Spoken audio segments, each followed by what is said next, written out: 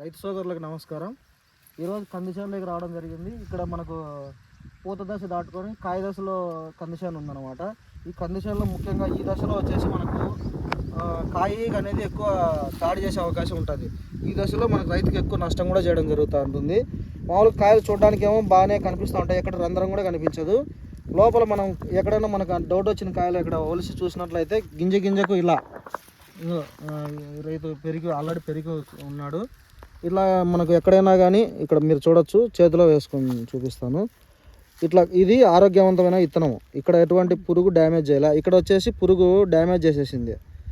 దీన్ని కాయ ఈగ అంటారు. కాయకు వస్తుంది ఈగ అనమాట. అది కుట్టినప్పుడు అది లోపలికి వెళ్ళిపోయి గుడ్లు అక్కడే లోపలనే పిగులుతుంది. లోపలనే పురుగు పిగిలి లోపల విత్తనాన్ని తినేస్తుంది. మనకు తినేసినట్టు కూడా రైతుకు ఎక్కడ ఎవరికి తెలియదు అనమాట. మనకు కాయ వలిసినప్పుడు మాత్రమే అది బయటపడుతుంది.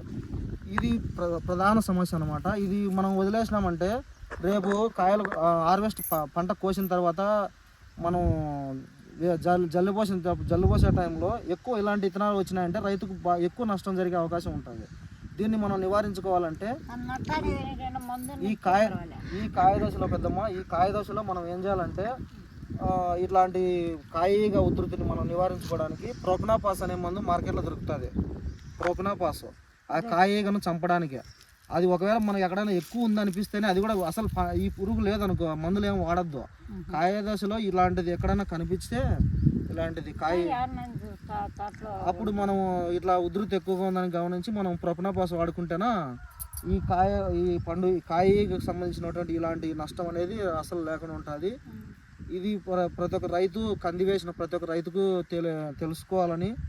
తెలుసుకొని ప్రతి ఒక్కరు అందరికీ తెలియజేసి ప్రతి ఒక్కరు తెలుసుకుంటే అందరికీ ఉపయోగపడుతుందని కోరుకుంటూ సెలవు తీసుకుంటున్నాను. ధన్యవాదాలు.